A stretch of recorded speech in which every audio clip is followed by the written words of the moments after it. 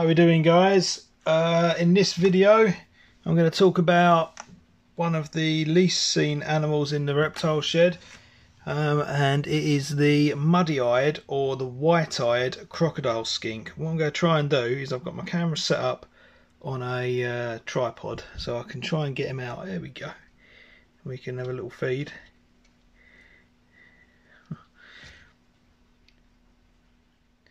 So their scientific name is Tribolonotus novaeguineae, and they are a skink found in Papua New Guinea. They're found in very wet, foresty jungle areas. It's wet, it's quite cool, lots of plants, stuff to hide under, wood and things like that. So I've tried to replicate that as best as I can. This is a fairly new remodel in here. I did originally have another girl in here, which I had for years, and yeah, she unfortunately passed away, so this guy got upgraded, but I pulled it all out. I did have all ficus growing along the back there, and it was full of plants. It was completely swamped with fern, but I did pull it all out and start again with this guy. I probably will eventually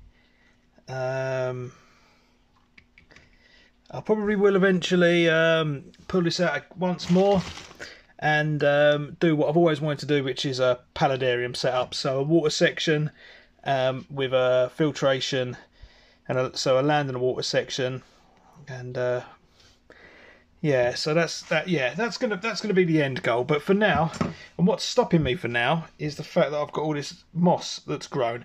Now, I never planted any moss. It's purely come off of an old piece of slate that I've always had in this water bowl,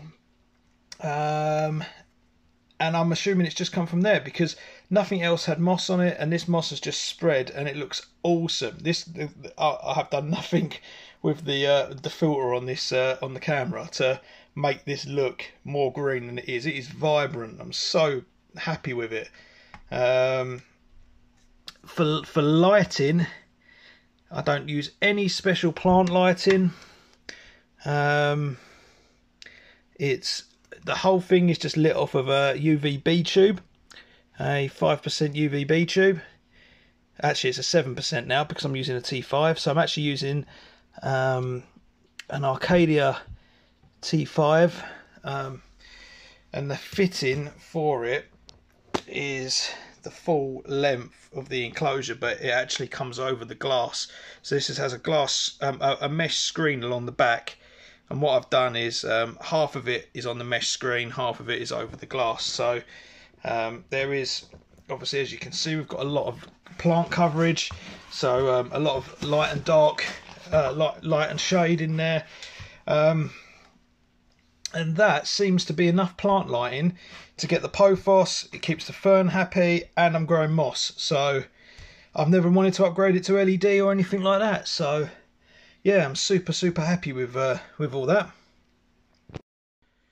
So in terms of this guy's actual setup, he's got a 3 foot wide by, I believe it's a 16 or a 14-inch deep glass vivarium.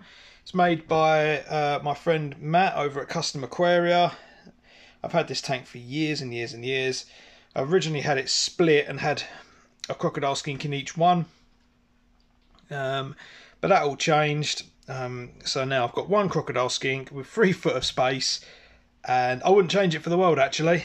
This guy really does use it all, as you can see. Well, as you can see from the feeding, they're super active when it comes to feeding and stuff like that. You'll see them. He'll always be hanging around in different places and stuff, so I really don't recommend putting them in anything smaller. Although you could probably put them in an exoterra that's maybe 60 centimeters long. They definitely will benefit from something larger if you can provide it.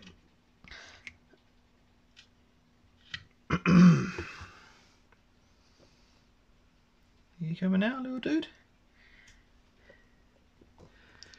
He doesn't mind me, but he hates it when I'm holding a phone or a tripod or anything like that. That might be it for him. We'll see if he comes out in a bit. So in terms of the we've already covered the UV lighting. We already covered where they come from. So we know really then the heating wise, I don't heat mine. I never have heated them, no matter what the room. Now the reptile shed is warmer than any other reptile room I've ever had. I used to keep him in a lounge, unheated, and he's obviously definitely unheated in this space. This is what I think is possibly right to the maximum of the heat that we can I can get away with this guy. If it comes to it, I will add fans and things like that during the height of the summer, but because it's nice and wet in here and it's a glass tank and I don't have loads and loads of light, loads of LEDs above it or anything like that, the tank actually stays pretty cool. And always make sure he's got a big tub of water, and always make sure this substrate is saturated with water. So no heat is required. They are a very, very simple pet to keep. I do recommend using UV. Always kept them with UVB, although they don't particularly come out and bask the same way maybe other lizards would, a bearded dragon and stuff like that. So as you can see, plant-wise for these guys, I find that Pothos works best. There's a Boston fern in there. That stuff does go mad. Obviously, because we're keeping it damp, humid, and we're providing some light, then the Boston ferns do really well. Soil-wise, it's a mixture of cocoa fibre, I believe topsoil, a tiny bit of sand, and then I've used a false bottom in there as well. I don't go too mad with the false bottoms. They do dig about. They don't really tunnel, but they will sort of dig about under little things. I do provide these little hides, so every now and again you will see him in the hides, coconuts and stuff like that. But he tends to just sort of stay right at the back, normally around this round bit of cork. So I was scratching my head to kind of tell you if they are nocturnal, crepuscular, or active during the day. And really, what I've found, I've had 4 over since I was very young. I've had 4 crocodile skinks over my sort of lifetime of having these, and it really doesn't matter. They're out during the day, as you can see now. It's 2 o'clock in the afternoon. They're out during the day. They're out in the evenings. They're out at night. So I would say that there's no hard and fast rule on these guys. They're very sort of opportunists. There we go. Once they know they're getting fed, they're out and about. It doesn't matter. You can say the same with a leopard gecko, I suppose, because if I started waving food around in my leopard gecko tank at 2 o'clock in the afternoon, I'm sure they'd be up and about as well. So yeah, I'd say they're more active during the evenings, during when it's dark. They are very skittish lizards. I wouldn't go in there and handle it. They're not a handleable lizard. They really don't like being handled. I wouldn't recommend doing that at all. So they are a stand back and observe kind of animal.